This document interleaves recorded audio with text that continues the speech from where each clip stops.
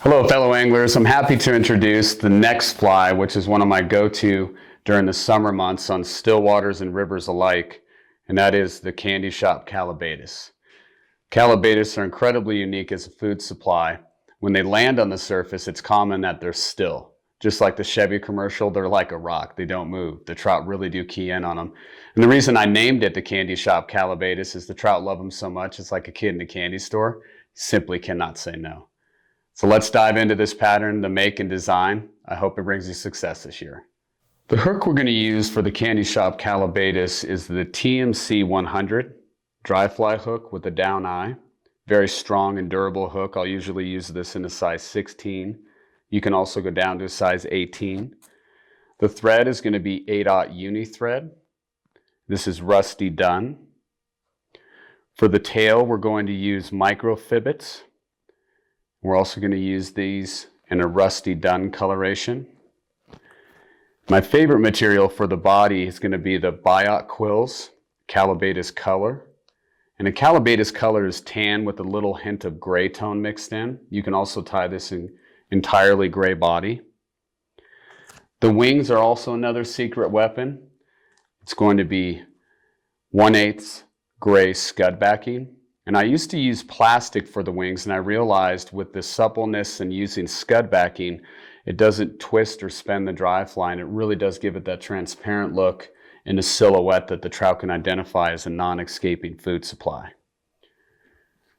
Behind and in front of the wings, we're going to use grizzly, hackle, mets, and we'll use ginger barred hackle, mets.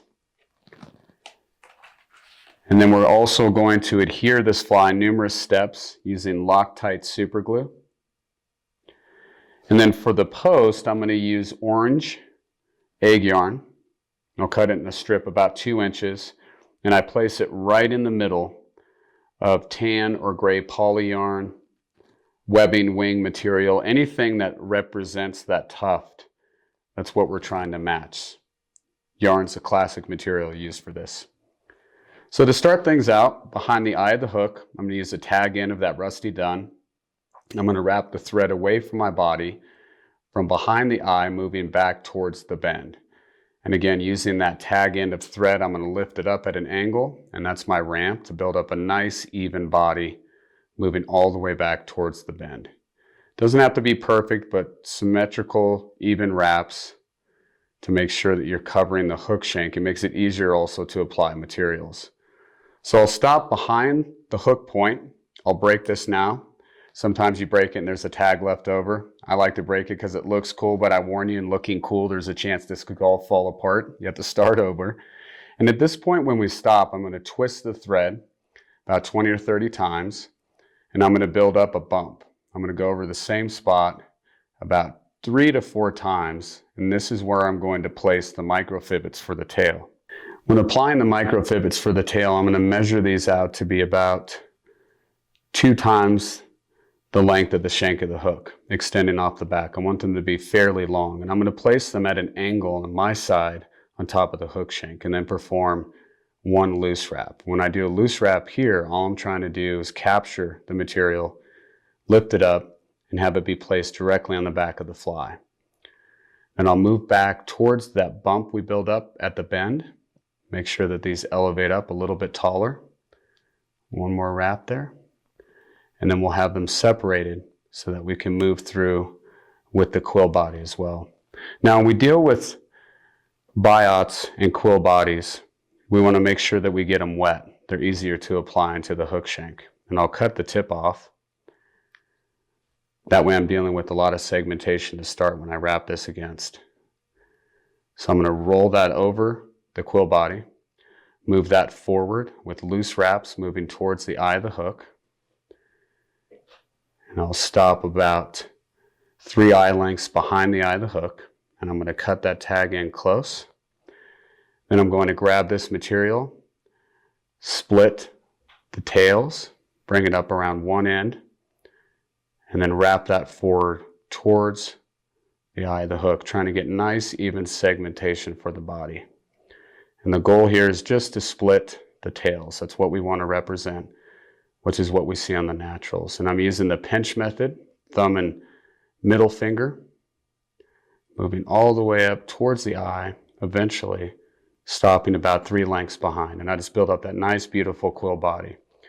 I'll do 2 loose wraps, switch over to the dominant hand and secure wrap twice, cut that tag in close, make an adjustment to the tails as I see fit. Again, lift them both up. And at this point in the tie, I like to come in with a piece of small wire.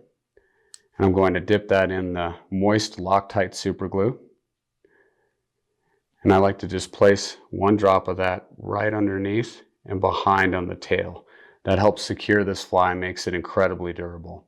So the split tails represent what we see in the naturals, but then when that dries, and we'll even do 1 more drop, just want to make sure that that quill is incredibly strong on the back end of the fly.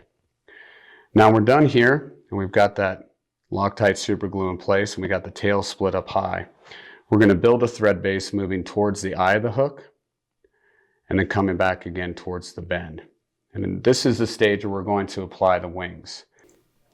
All right, when we're using the 1/8 scud back, we're going to use about 1 inch in length, and I'm going to bend this around the thread, elevate the thread up, and then wrap it around the opposite side of the hook shank.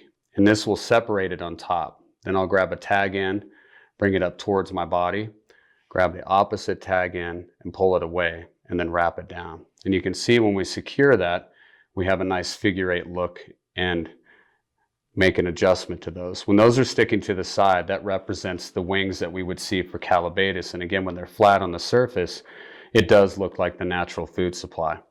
I'll then wrap around these 2 or 3 times, securing them down. We don't have to make them too tight with thread because we're going to come back and glue in the post. But that's going to be exactly what we're trying to do to match the wings of the Callibaetis.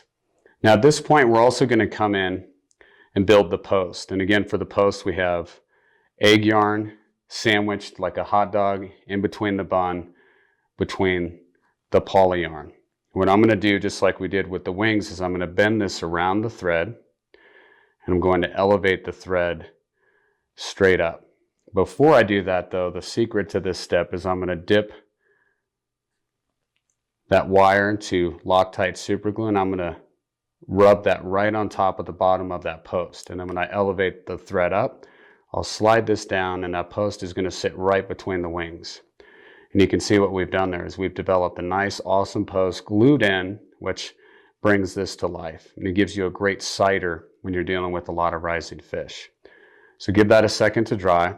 And I'll oftentimes come back and grab some water, get that moist. It makes it a little bit easier to manage and deal with it.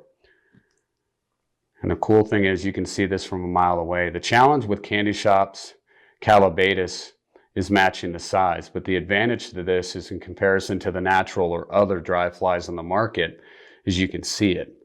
Callibaetis hatches get so large at times you can lose your fly in a sea of naturals, which is awesome, but it's also very frustrating to the angler. So this is going to solve that problem for us. Okay, once we get that in place, I'll grab the tag ends of the Metz Hackle. And we can see there's going to be a curvature to these. So we want that curvature facing back towards the bend, just like with the ostrich we use on the Mini Leech Jig series. And we want that to flare out even. So I'm going to place this right behind the wings. And I'm going to do a couple loose wraps, making sure it's in place where I want it. And then secure wrap twice. And you have to work around that bulb of Hackle and that bulb of yarn. So we have one in place. We're going to come back and do that with Grizzly as well, right behind that ball. And I like using brown and Grizzly because it gives that mixed match color of the legs. It really does allow the fish to identify. I'll then bring the thread forward around the wings, wrapping all the way up towards the eye. And again, getting a little bit more moisture will make sure that that poly yarn and the egg yarn is going to stand up nice and tall when it's moist. I'll then grab the ginger hackle and I'll do 1 wrap, come forward towards the wing, do a 2nd wrap towards the wing, come up underneath the wing, and then do 2 more wraps towards the eye of the hook. Lift that tag end up and do 1 loose wrap, second loose wrap, and then secure wrap. And we'll do the same with the grizzly. Move forward with the grizzly. We're going to do one in between the brown wraps, and the second one moving forward. We're going to bring that underneath the wing and do the same on the front. One wrap and the second wrap. Lift that tag end up, loose wrap twice, and then secure wrap twice. You can see what we've designed is just a really cool body with the wings flared out to the side, that Candy Shop post on top. Grab the scissors and cut that tag end flush right against the eye of the hook. And you'll have some extending on the back and the front.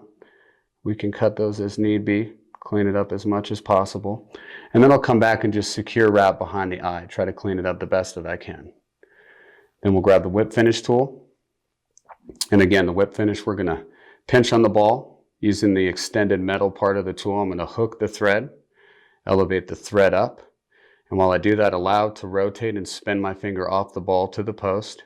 And I'll do one secure wrap, second secure wrap, lift it up, pull it down. Any stragglers at this point, I'll cut those relatively close. Try to clean up the eye a little bit. And I'll do a second whip finish here. Make it as clean as possible behind the eye, lift it up, secure it down. You want to be careful to not crowd the eye too much. Ensure that you get that effective look.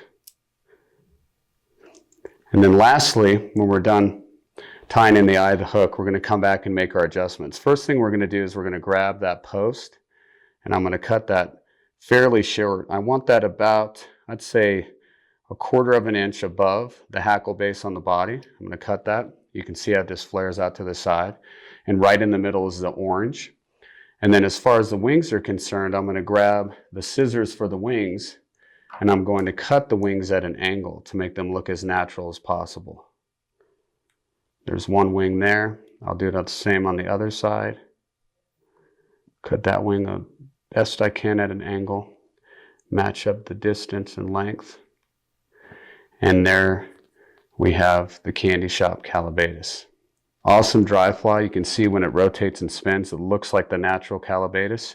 The other thing you can do when you're fishing this pattern, if you feel like it needs to ride lower in the film, you can cut the hackle on the bottom and extend. So when you do that, it's going to ride lower in the film, or you can leave them, which I normally do when I'm tying the fly, to where I have that hackle post and the base on the body. And there we have the final product, the Candy Shop Callibaetis. Lastly, if you want to, you can come back and bar the wings with a Copic marker. I used to do that quite a bit in the past. Now I'll leave the wings extended out to the side, and depending on what the naturals look like, I may or may not do that. But you can see how supple those wings really are. Gives it that nice, even, and traditional look.